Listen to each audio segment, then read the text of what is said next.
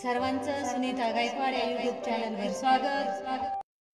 आज आपण 3 अंकीपर्यंतच्या संख्या अंकात व्यक्त करणे हा भाग पाहणार आहोत। आता या भागामध्ये आपल्याला काय केलेलं असतं, संख्येचं अक्षरी लेखन दिलेलं असतं आणि त्या अक्षरी लेखनावरून आपल्याला ती संख्या अंकामध्ये लिहायची असते।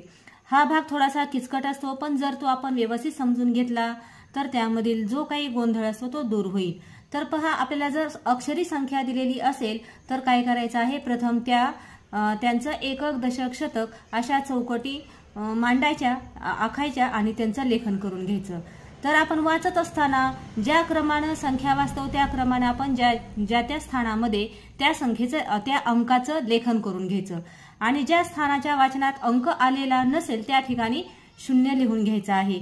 कधी कधी मधल्या दशक स्थानचा अंक नसतो किंवा एकक स्थानचा अंक दिलेला नसतो आणि ते आपल्याला वाचलेली असते संख्या, मग तिथं आपण त्या ठिकाणी काय करायचं आहे, 0 हा अंक देऊन घ्यायचा आहे। तर चला आपण आता प्रश्न पाहूया। 725 ही संख्या अंकात कशी लिहाल। या ठिकाणी 725 आपल्याला अक्षरामध्ये दिलेला आहे, तर आपण सुरुवातीला काय करायचं आहे, एकक, दशक, शतक अशा प्रकारची घरं आखून घ्यायची आहे। तर पहा, या ठिकाणी शतक,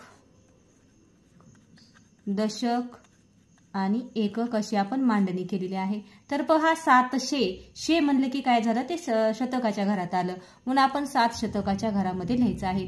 आता या ठिकाणी 25 आहे, 25 म्हणजे किती असतं, 2 दशक आणि 5 एकक असतात यामध्ये, म्हणून 2 दशकाच्या घरात आणि 5 हे एककाच्या घरात। आपण आता हे तिन्ही मिळून जर संख्या वाचली तर हिचं वाचन कसं होईल, 725। तर पहा, अक्षरामध्ये संख्या दिलेली आहे आणि तिचं अंकामध्ये लेखन करणं अतिशय सोपं आहे। मग आपण अशा पद्धतीचा पर्याय ज्या ठिकाणी असतो त्या पर्याय परीक्षेमध्ये तुम्ही काय करायचं आहे, रंगवायचं आहे। या ठिकाणी आपण त्या पर्यायाला टिक मार्क करूया। तर पहा, अशा पद्धतीचा पर्याय आहे पर्याय क्रमांक 2। तर पहा बरं, आपलं उत्तर आलेलं आहे 725, 7, 2, 5। आता आपण पुढचा प्रश्न पाहूया। 440 ही संख्या अंकात कशी लिहाल। अगदी आपण मगाशी जसं सोडवलं त्याच पद्धतीने करून घ्यायचं आहे। शतक, दशक आणि या ठिकाणी एकक। तर पहा, आता या ठिकाणी 400 म्हणजे शतकाच्या घरामध्ये हे 4 शतक आहेत, 400 आहेत। आता 40 कसं असतं, 4 दशक आणि 0 एकक। पहा, आता या ठिकाणी 4च्या दशकाच्या घरामध्ये 4 आलं, आता एककाच्या घरामध्ये काय येणार आहे, 0 येणार आहे। 40 असं दशक आणि एकक मिळून जर आपण एकत्रित संख्या वाचली तर काय होतं, त्या संख्येचं वाचन 40 असं होतं। कधी पण संख्या वाचन करत असताना दशक आणि एकक या दोन्ही संख्येचं एकत्रित वाचन करायचं आहे। तर पहा, आता संख्या झालेली आहे आपली 440। तर अशा प्रकारचा पर्याय तुम्हाला कोणत्या ठिकाणी दिसतो, तर पर्याय क्रमांक आहे 4। तर अशा पद्धतीनं गोंधळ न करता व्यवस्थित वाचून असं घर आखून तुम्ही जर गणित सोडवलं तर तुमचं 100% उदाहरण चुकणार नाही। तर चला मग आणखीन पुढचं उदाहरण आपण पाहूया। तर पहा, आता या ठिकाणचा प्रश्न आहे 825 ही संख्या अंकात कशी लिहाल। तर बघा, तुम्हाला त्या दिवशी पण सांगितलं होतं की 100चे भाग, आता 100 आहे, 100 जर असेल, 3 अंकी जर संख्या असेल तर आपल्याला 100चे भाग माहीत असणं अतिशय गरजेचं आहे। 100चे भाग म्हणजे काय, तर त्याचा अर्धा, पाव आणि पाऊण हे भाग माहीत असायला हवेत। तर आपण इथं तुम्हाला थोडक्यात सांगते मी। आता 100चा अर्धा म्हणजे किती येतं, 50 येतं। 50 हा काय झाला, अर्धा भाग झाला।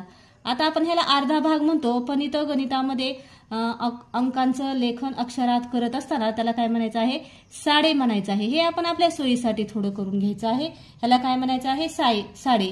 आता 50च्या निम्म किती येतं रे, 25।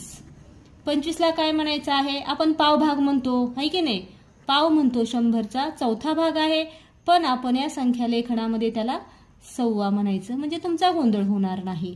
आणि पुढे आहे, आता हे 50 आणि 25 हे जर आपण एकत्रित मोजलं, म्हणजेच पहा, आपण जेवण करताना म्हणत असतो मी अर्धी चपाती खाल्ली, चतकोर चपाती खाल्ली, तर मग ही अर्धी आणि ही चतकोर मिळून किती होते, पाऊण होते। मग तसंच 50 आणि 25 मिळून किती होतात, या ठिकाणी 75। ह्या 75ला मग काय, पाऊण भाग होतो,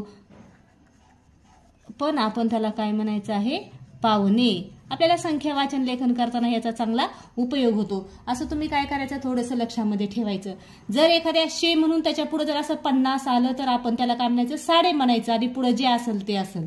आता या ठिकाणी 25 आपण अगोदर सव्वा म्हणायचं आणि पुढे जी संख्या दिलेली आहे सव्वा म्हणलं की 25 आहे, हे तुम्ही लक्षात ठेवायचं. आणि 75 तर बघा 75 म्हणजे काय आहे, एक पूर्ण होण्यासाठी पावभाग कमी आहे म्हणून त्याला आपण पावणे म्हटलेलं आहे. मग पाऊण असं. आता पुढची संख्या अगोदरची संख्याला जोडून या संख्येचं वाचन करायचं आहे. उदाहरण आल्यानंतर तुम्हाला ती समजून जाईल. तर पहा आता या ठिकाणी काय दिलेलं आहे, 825 ही संख्या अंकात कशी लिहाल.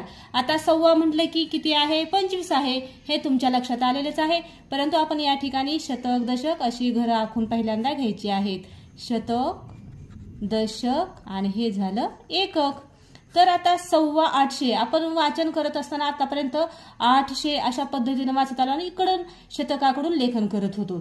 पण आता इथं काय दिलेलं आहे, सव्वा म्हटलं की आपण 800 आहे म्हणजे 100चा पावभाग आपल्याला घ्यायचा आहे. म्हणून दशक आणि एकक मिळून आपल्याला 25 असं धरायचं आहे. 25 म्हणजे किती येणार आहे, सव्वा म्हटल्यावर 2 दशक आणि 5 एकक अशा पद्धतीनं लिहून घ्यायचं. आता 800 आहे म्हणून हे 8च्या घरामध्ये. तर अशा पद्धतीनं जर तुम्ही लेखन केलं तर अवघड काहीही जाणार नाही. 825 ही अशी संख्या आपण वाचन करतो. पण इथं काय दिलेले आहे, 825 म्हणजे 800 आणि वरती 25 दिलेले आहेत म्हणजे पावभाग आहे वरती, म्हणून त्याला काय त्याचं लेखन वाचन कसं करायचं आहे, 825. अगोदर हे सव्वा म्हणायचं आणि मग नंतर 800 म्हणायचं. मग 800 असो 700 असो जे काही असेल ते असेल. 825 अशा पद्धतीनं ह्या संख्येचं लेखन झालेलं आहे. अजिबात घाबरायचं नाही, नाहीतर इकडं 25 असा गोंधळ करायचा नाही. 25 म्हटलं की 2 अंकी संख्या आहे, दशक आणि एकक मिळून बनते आणि 800 जे पुढचं आहे ते शतकाच्या घरात येणार आहे. त्यामुळं 825 असा पर्याय क्रमांक आहे आपला 4. परीक्षेमध्ये तुम्ही तो पर्याय क्रमांक 4ला रंगवायचा आहे. तर हे थोडंसं लक्षात आलेलं आहे आता तुमच्या. आता आपण पुढचा प्रश्न पाहूया. 808 ही संख्या अंकात कशी लिहाल. या ठिकाणी पण अगदी सोपं आहे, आपण मांडून घेऊया. शतक, दशक आणि एकक. आता 800 म्हटलं की याच्या घरात आलं, 808 म्हटलेलं आहे. 8 फक्त एकक आहेत. आता दशक एकक मिळून जी संख्या होते ती होत नाही, त्यामुळे दशकाच्या घरामध्ये आपलं काय येणार आहे, 0 येणार आहे आणि पुढे हे 8 एकक येणार आहेत. तर पहा याचं वाचन करताना 808 तर असा पर्याय क्रमांक आपला कुठला आहे, पर्याय क्रमांक 2. आपण त्याला टिक करूया. आता पुढचा प्रश्न पाहूया. 660 ही संख्या अंकात कशी लिहाल. तर पहा आपण दरवेळेस करतो त्याच पद्धतीनं शतक, दशक आणि एकक. तुम्हाला सराव झाला की काय होईल, पटपट सोडवता येईल. 600 या ठिकाणी 660. आता 60 म्हटलेलं आहे, 60 म्हणल्यावर 6.0 एकक.